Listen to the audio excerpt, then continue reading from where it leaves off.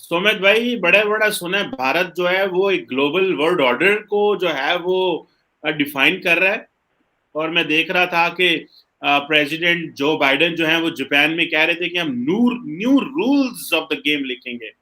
लेकिन सुमित भाई, एक तरफ तो India is a part of that new rules of the game, लेकिन दूसरी तरफ वॉशिंगटन पोस्ट और जो बड़े बड़े इंटरनेशनल जो अदारिये अखबारें हैं, वो जो अदारिये लिखते हैं, वो ये कह रहे हैं कि इंडियन मुस्लिम्स के ऊपर जो है वो वायलेंस बढ़ रहा है।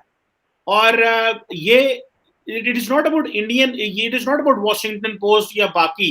इट इज अबाउट कि वाकई दुनिया जो है वो उसको ये कह रही है कि जिस तरह कभी रवांडा के अंदर शायद मैसेकर हुआ था, या जिस तरह कभी उस वक्त अफ्रीका में एक खास कम्युनिटी को टारगेट किया जाता था, तो आज के इंडिया में भी ऐसे टारगेट किया जाता है।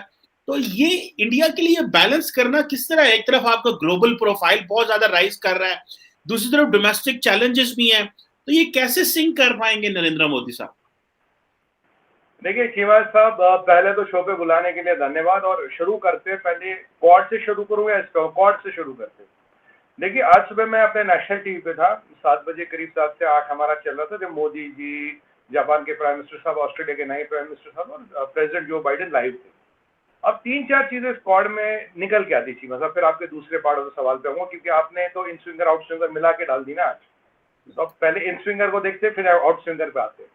अब इन स्विंगर का जो सवाल है उसमें ये है, देखिए सबसे पहली बात चीमा साहब, कल जो बाइडेन साहब कहते हैं we will defend China with force, ये फंडामेंटल चेंज आया है American stated policy with Taiwan पे। Will defend Taiwan in with force, though we agree to one China policy, but अगर ताइवान पे हमला होता विल डिफेंड ताइवान। तो एक बहुत अच्छा वेलकम स्टेप है। दूसरा पॉइंट, जो बाइडेन साहब कहते हैं देखो Quad is not a passing fad, ये कोई मतलब वो हवा नहीं है जो निकल जाएगी। और सबसे इंपॉर्टेंट पार्ट जो चीमा साहब आए, 4-5-6 चीजें आई आज जो मैं समराइज करूंगा, आपने भी देखा ही होगा। क्या एक है वो Indo Pacific economic forum. Indo Pacific economic forum में करीब 13 कंट्रियों को मिलाया गया, और दिस इज बाय सिलेक्शन, मतलब ऐसे नहीं कि कोई भी हाथ खड़ा कर दे वो आ जाएगा, बाय सिलेक्शन।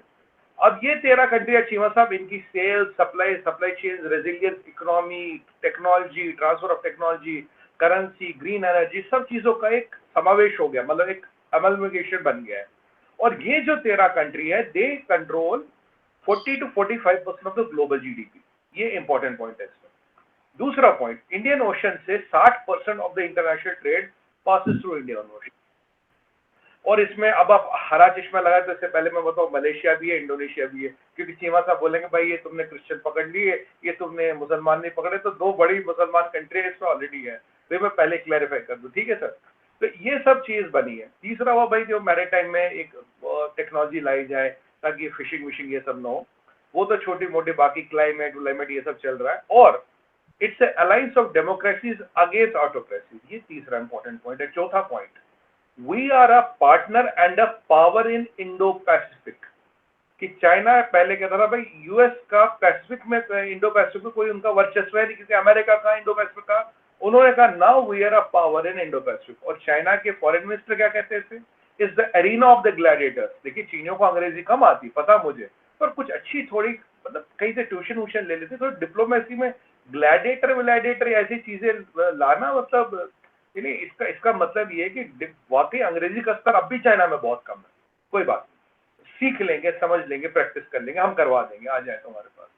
अब एक और चीज इसमें इन्होंने बड़ी इंपॉर्टेंट बोली, भाई इन कंट्रियों की इकोनॉमी जब मिलेगी और मतलब ये सब होगा, तो इसमें क्या होगा कि ये जो कॉड है it's not only cultural association और एक्सचेंज नहीं, इसमें इकोनॉमिकल फैक्टर भी आ गया है।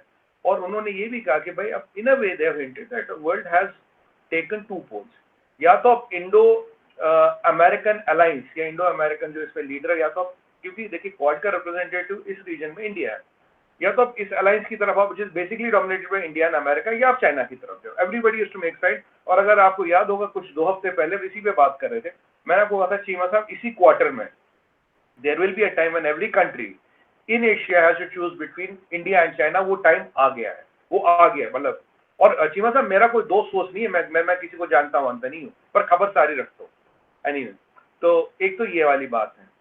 दूसरी बात जो इंपॉर्टेंट इसमें निकल के आई है चीमा साहब, आप एक चीज बड़े माइक्रोस्कोप से देख रहे होंगे, मतलब काफी लोग बड़े बात, यार ये रशिया यूक्रेन को लेके जब मोदी जी और जो बाइडेन साहब आमने सामने बैठेंगे, कुछ तनकीद होगी, कुछ डिस्कशन होगा, कुछ एक आध तीर वीर इधर उधर चलेगा। तो चीमा साहब मुझे सीधा ही पूछते, देखो जी जो बाइडेन ने आपके प्रधानमंत्री जी को रशिया यूक्रेन वाली बात कह दी, अब वो जिक्र भी नहीं आया, उसके बाद में बात ही नहीं हुई, उसका मेंशन भी नहीं आया। और मोदी जी का भाषण देखे, और ऑस्ट्रेलिया के जो प्रधानमंत्री जी उन्हें 24 घंटे नहीं हुआ अभी सत्ता लिए हुए, and he is in the quad summit. तो ये रशिया यूक्रेन वाला मसला नहीं है। तो इसका मतलब है India foreign policy has proved the test of time, it is robust, it is standing. वो स्टैंडिंग हो रही है अमेरिका की जमीन पे, अमेरिका की जमीन के बाहर, एक्स प्रेसिडेंट डोनाल्ड ट्रंप के साथ, एंथनी ब्लिंकन के साथ और जो बाइडेन के साथ। So this is a testimony that the India's foreign policy has stood the test of time and is robust and unchallenged। और अब जो बाइडेन साहब ने भी कल कोरिया में, अगर आपको याद हो, जब वो कुछ फॉरवर्ड बेसिस देख रहे, उन्होंने तब ये भी कहा था, भाई इंडिया के जो अपनी चीजें, जो अपने उनकी फॉरेन पॉलिसी है, जो उनका किसी चीज को लेके स्टैंड है, we may not agree with them but we can not also compel them to agree with it. ये भी वो बोल चुके हैं।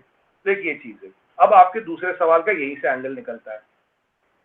सीमा साहब, आपको याद होगा जब प्रेसिडेंट डोनाल्ड ट्रंप यहाँ आए थे तो उनसे पूछा गया, भाई कुछ मुसलमानों का विषय उठा, उन्होंने कहा 200 मिलियन से ज्यादा मुसलमान हैं और आबादी बढ़ रही है, I don't think there is nothing to discuss. ये फॉर्मर प्रेसिडेंट है।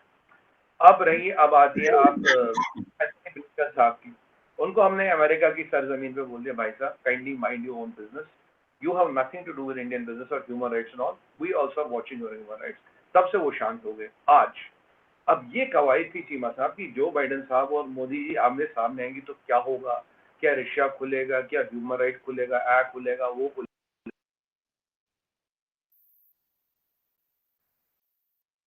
जी, आपकी आवाज बंद है, मैं आपको सुन नहीं सकता, आई कांट हेयर यू।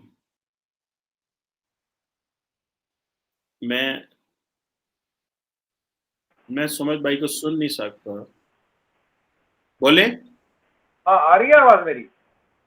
हाँ, मैं कह रहा हूँ कि ये सारी चीज खुली नहीं, राइट। अब चीमा साहब, जहां अमेरिका के साबिक president, current president, secretary of state, ये 3 बड़े इंपॉर्टेंट पोस्ट है।